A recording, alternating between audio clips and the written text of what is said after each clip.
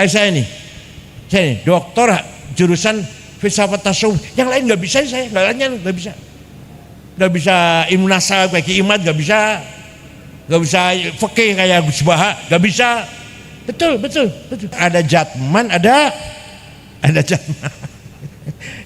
Coba bayangkan, Masya Allah, kalau partai politik pecah pantas, ini torekot pecah. Madrasah itu tasawuf, torekot itu madrasahnya tasawuf. Iya. Aduh, NU tukaran, coba bayangin. Hanya ngurus tahlil, manakib, haul, ziarah kubur, ngaji kitab kuning, Sapina, Barzanji, Deba, kok pecah? Rebutan apa sih? Coba.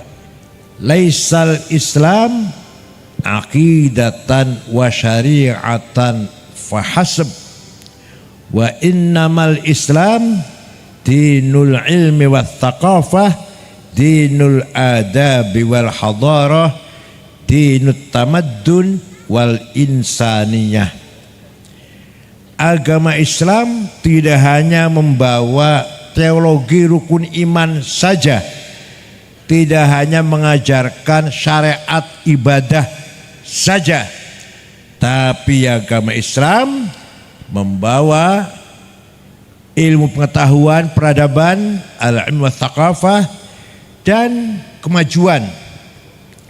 Tidak ada kitab suci. Saya S2-nya kebetulan perbandingan agama, Islam, Kristen, Yahudi. Tidak ada kitab suci yang menghormati akal, hanya Quran. Enggak ada di kitab suci yang lain menghormati akal. Akal itu dihormati betul. Kalau yang gak berakal, afala ta'qilun. Kalau gak berakal, afala tatafaqahun. Banyak sekali ayat mengatakan alam taro, apakah kamu gak tahu, gak paham? Ara'aita alladzi yukadzibu biddin, ara'aita, apakah kamu gak paham, gak lihat, gak tahu? Walhasil hanya Al-Quran, kitab suci, yang mendorong agar kita menggunakan the power of intelligence, al-quwatun natiqah, kecerdasan akal semaksimal mungkin. Bahkan dari Al-Quran lah lahir beberapa ilmu aqlaniyah. Usul fikih, ilmu akal itu produknya Imam Syafi'i. Imam Syafi'i mendapat surat dari Gubernur Abdurrahman Al-Mahdi bertanya tentang bagaimana caranya memahami Islam. Maka Imam Syafi'i memanggil muridnya namanya Rabi' bin Sulaiman. Kemudian Rabi' nulis surat membalas pertanyaannya gubernur. Imam Syafi'i berbicara, imla dikte, Rabi' nulis. Suratnya Imam Syafi'i berjumlah 300 halaman, 300 sahifah, 300 feet. Isinya itulah cikal bakal ilmu usulul fiqh, yang kesimpulannya ringkasnya, bagaimana cara menggabungkan antara nusus muqaddasah, teks agama Quran dan hadis, dan akal.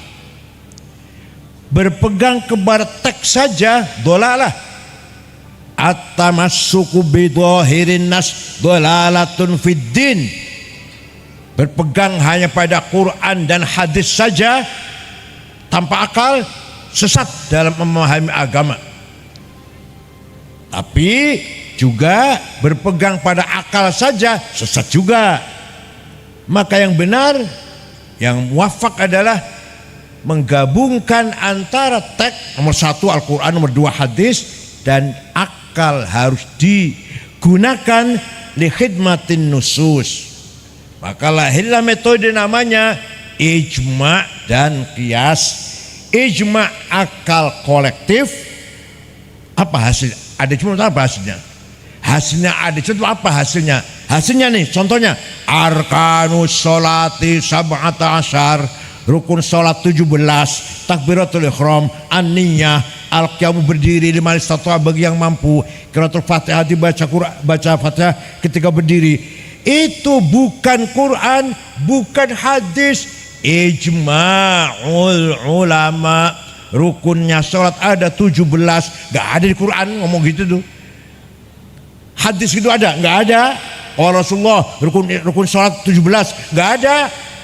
Itu produk ijma' konsensus para ulama bahwa komponen sholat ada 17. Coba kalau gak ada ijma'. Yang kedua, akal yang kedua, ini lebih penting lagi, ijma' sedikit. Nomor 4 yang paling berguna banget, kias, analogi. Bukan akal kolektif, akal sendiri-sendiri, tapi luar biasa pentingnya. Makanya kalau kiai-kiai musyawarah nasional bahas masalah, pertanyaan dari masyarakat 15 pertanyaan 2 hari selesai. Kalau bukan kiai NU 2 tahun dah selesai. Mangga itu nggak tahu saya. Kalau bukan kiai NU 2 hari selesai menjawab pertanyaan. Hukumnya kripto, hukumnya cloning, hukumnya sholat Jumat di kantor. Di Jakarta sholat Jumat di kantor kan, bukan di masjid.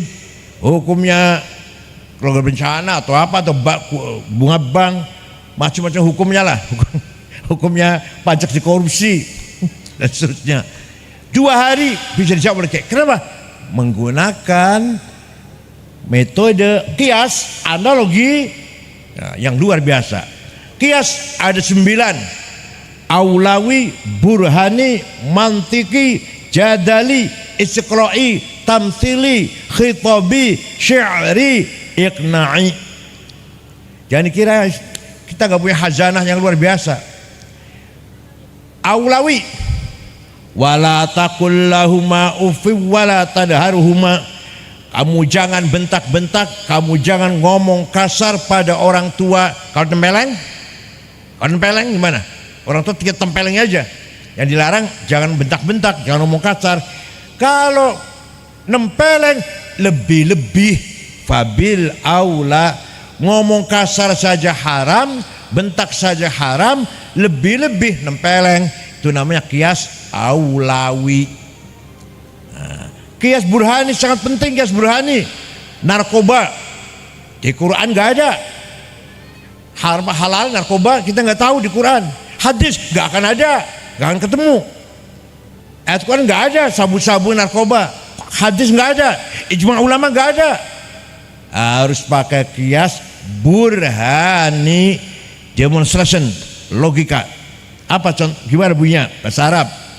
Ada muskirun, ini barang memabokkan, itu namanya muqaddimah sughra, premis minor. Wa kullu muskirin khamrun, setiap yang memabukkan termasuk golongan khamr, namanya muqaddimah kubra, premis major. Wa kullu khamrin haram, sedangkan khamr itu haram, namanya qaul syarih, legal statement.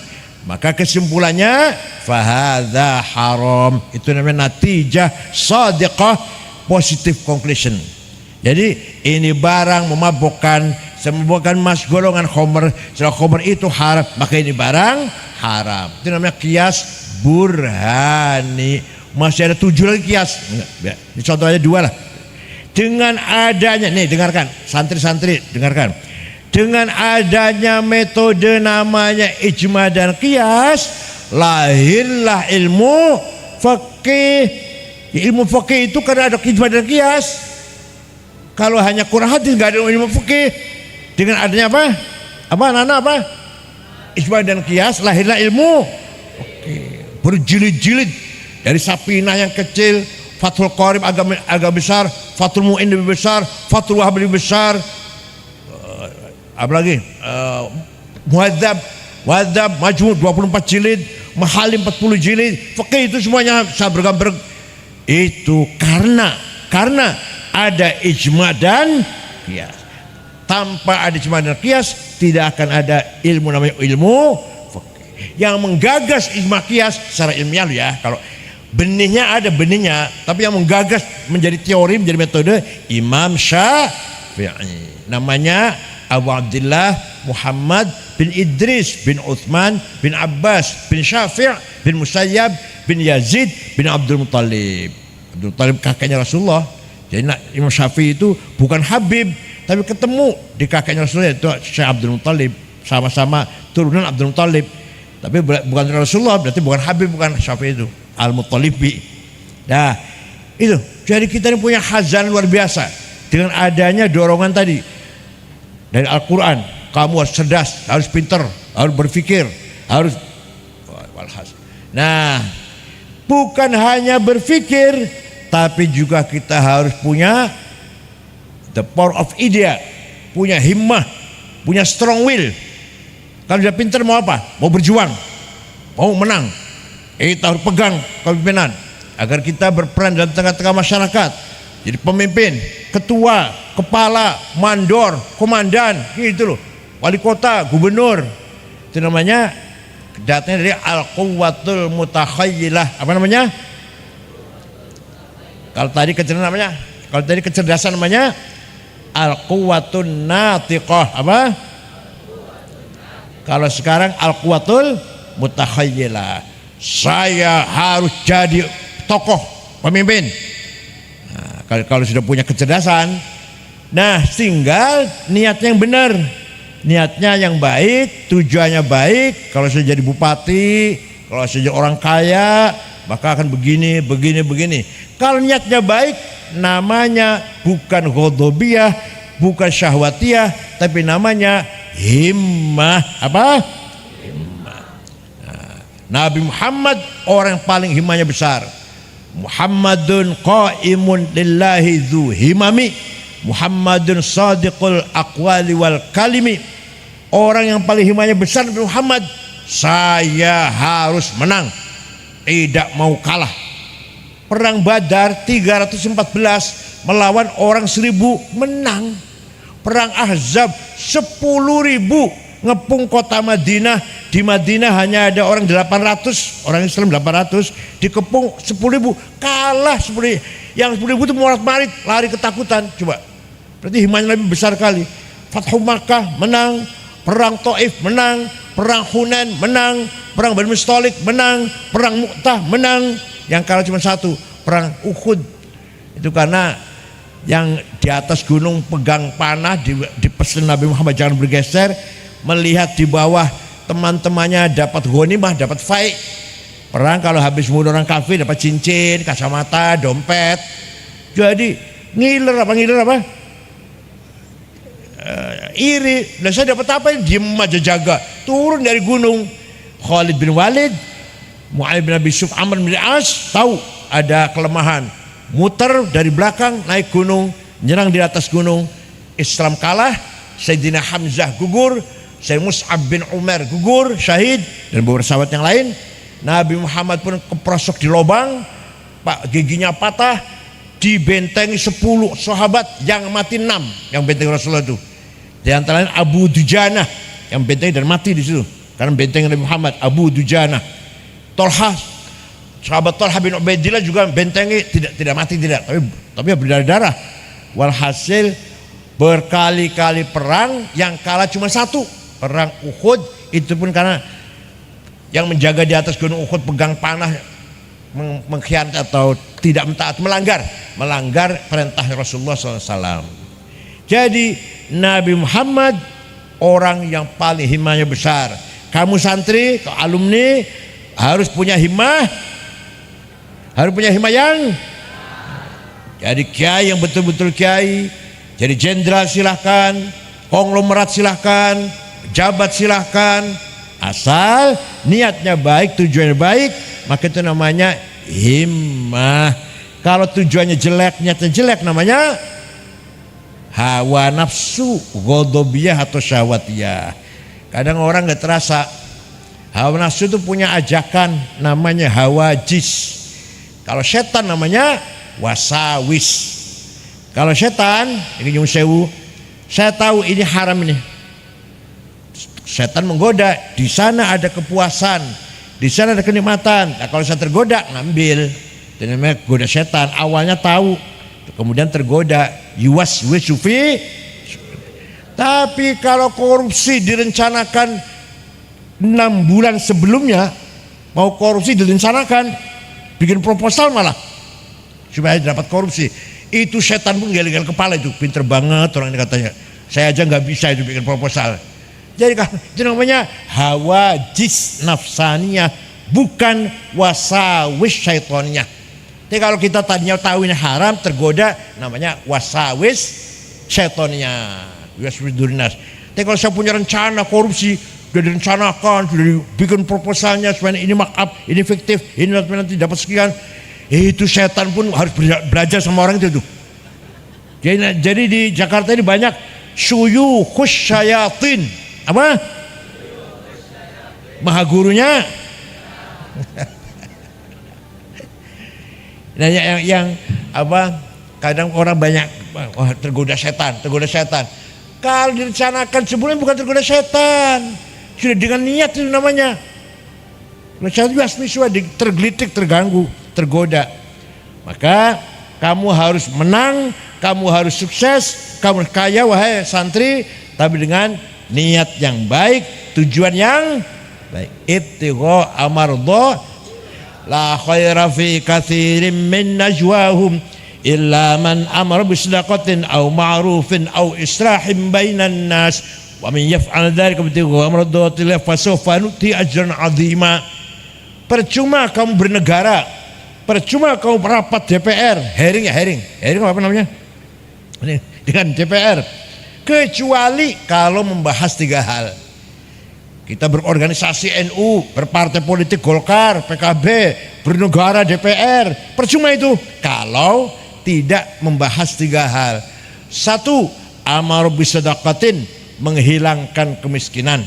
2. Ma'rufin, membangun hal-hal yang positif, pendidikan, kesehatan, kebersihan dan seterusnya.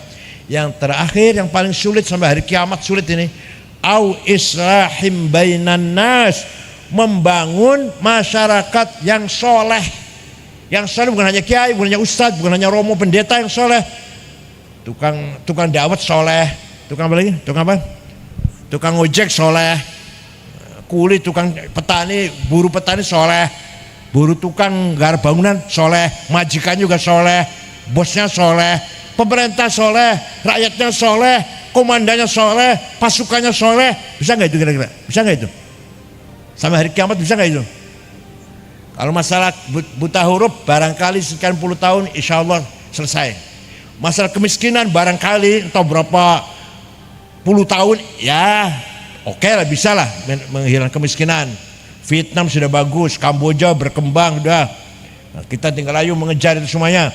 Insya Allah kemiskinan bisa, kebodohan kemudian terkejar. Tapi kalau membangun islahim bainan nas, masyarakat yang solid, akur, damai, tentrem, aman, jauh dari hasud, dengki, iri, takabur, egois, perpecahan, permusuhan, jauh dari itu semua. Ini yang sulit ila yaumil qiyamah. Coba tarekat tasawuf pecah jadi 2, coba. Lucu gak itu? Tasawuf kan metode jalan untuk wusul ilallah, agar itu nyampe pada ma'rifatillah.